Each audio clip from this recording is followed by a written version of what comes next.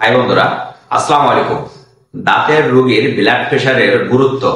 দাঁতের রোগীর রক্তচাপ বা ব্লাড প্রেশার কেন গুরুত্বপূর্ণ এটা অনেকেই জানে না। দাঁতের চিকিৎসায় রক্তচাপ সরাসরি প্রভাব ফেলে। অনেক সময় দাঁত তোলার আগে বা রুট ক্যানেলের সময় অ্যানেস্থেসিয়া বা অবশ করার ইনজেকশন দিতে হয়।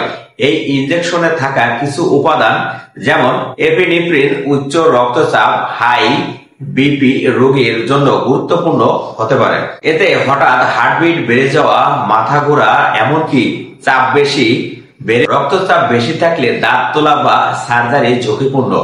দাঁত তোলার পর রক্তপাত হয়। যদি বিপি বেশি থাকে তাহলে রক্তপাত থামতে দেরি হয় এবং জটিলতা বাড়ে। এমনকি হঠাৎ রক্তচাপ বেড়ে হার্ট অ্যাটাক বা স্ট্রোকের ঝুঁকি থাকে। লো ব্লাড প্রেশারের বিপজ্জনক। আবার যদি কারো বিপি কম বা লো প্রেশার থাকে, দাঁতের চিকিৎসার সময় চেতনা হারানো, মাথা ঘোরা ও দুর্বল হতে পারে। ওষুধের পারস্পরিক প্রভাব। বিপি কমানোর কিছু ওষুধ দাঁতের ওষুধের সঙ্গে প্রতিক্রিয়া করতে পারে, যেমন কিছু ব্যথার ওষুধ বা অ্যান্টিবায়োটিক ব্লাড প্রেশার বাড়তে পারে। তাই ডেন্টিস্টকে সবসময় জানাতে হবে আপনি বিপি এর ওষুধ খান কি না। সর্বোপরি দাঁতের চিকিৎসায় আগে ব্লাড প্রেশার মেপে নেওয়া দরকার।